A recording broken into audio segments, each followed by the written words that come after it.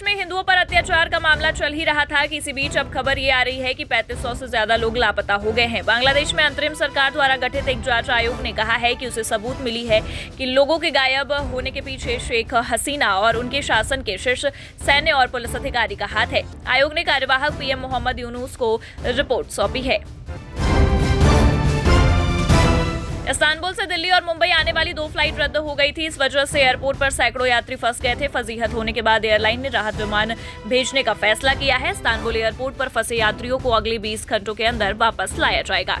Airport पर फंसे यात्रियों के कई वीडियो सामने आए थे जिसमें उन्होंने बदइंतजामी के आरोप लगाए थे। ईरान में यूट्यूबर सिंगर को हिजाब न पहनना भारी पड़ गया है। दरअसल बिना हिजाब पहने कॉन्सर्ट करने के लिए गिरफ्तार किया गया है। ईरानी अधिकारियों ने एक महिला सिंगर को गिरफ्तार किया है जिसने यूट्यूब पर वर्चुअल कॉन्सर्ट किया था। उनकी गिरफ्तारी गुरुवार को उनके कॉन्सर्ट को ऑनलाइन पोस्ट करने के बाद हुई, जहां उन्हें 4 मेल सिंगर्स के साथ बिना आस्तीन की कॉलर वाली ब्लैक ड्रेस पहने खुले बालों में प्रदर्शन करते देखा गया था।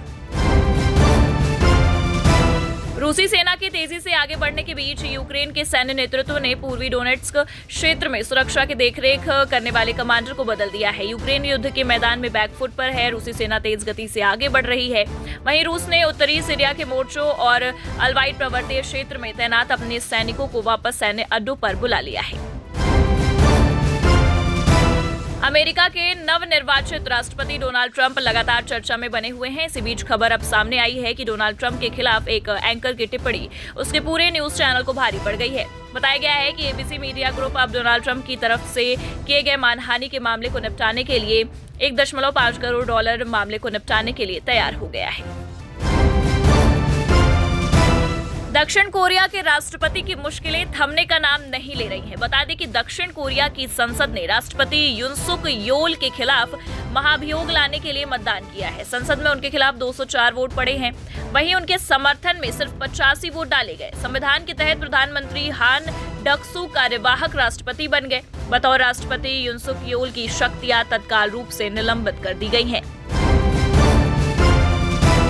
जॉर्जिया को नया राष्ट्रपति मिल गया है। बता दें कि पूर्व फुटबॉल खिलाड़ी मिखाइल कावेलशविली जॉर्जिया के राष्ट्रपति बन गए हैं। इसी के साथ सत्तारूढ़ दल ने अपनी पकड़ मजबूत कर ली है। विपक्ष इसे देश की यूरोपीय संघ EU की आकांक्षाओं के लिए झटका और पूर्व शाही शासक रूस की जीत बता रहा है। अमेरिका के नवनिर्वाचित राष्ट्रपति डोनाल्ड ट्रंप इन दिनों खूब चर्चा में बने हुए हैं। वहीं इसी बीच नवनिर्वाचित राष्ट्रपति डोनाल्ड ट्रंप ने social media platform truth social के CEO डेविन न्यूनेस को राष्ट्रपति के खुफिया सलाहकार बोर्ड का प्रमुख नियुक्त किया है। वहीं इससे पहले अमेरिका में हाउस इंटेलिजेंस समिति के अध्यक्ष रह चुके हैं। अमेरिकी आव्रजन सीमा शुल्क प्रवर्तन ने निर्वासन के लिए लगभग 15 लाख लोगों की सूची तैयार की है। इनमें से करीब 18,000 भारतीयों को भारत निकालने का खतरा है। इनकी तैयारी में अमेरिका आव्रजन सीमा शुल्क प्रवर्तन ने निर्वासन के लिए लगभग 15 लाख लोगों की सूची तैयार की है। इनमें से करीब 18,000 भारतीयों को भारत निकालने का खतरा है।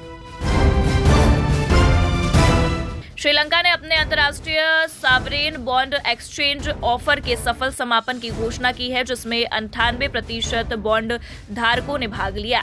ये कदम देश को अपने ऋण का पुनर्गठन करने और नई बॉन्ड प्राप्त करने में मदद करेगा। श्रीलंका ने ये घोषणा की है कि जो 14.2 बिलियन अमेरिका डॉलर के ऋण पुनर्गठन समझौते के कुछ दिनों बाद आई है, जिसे पिछले शासन में तय किया गया था।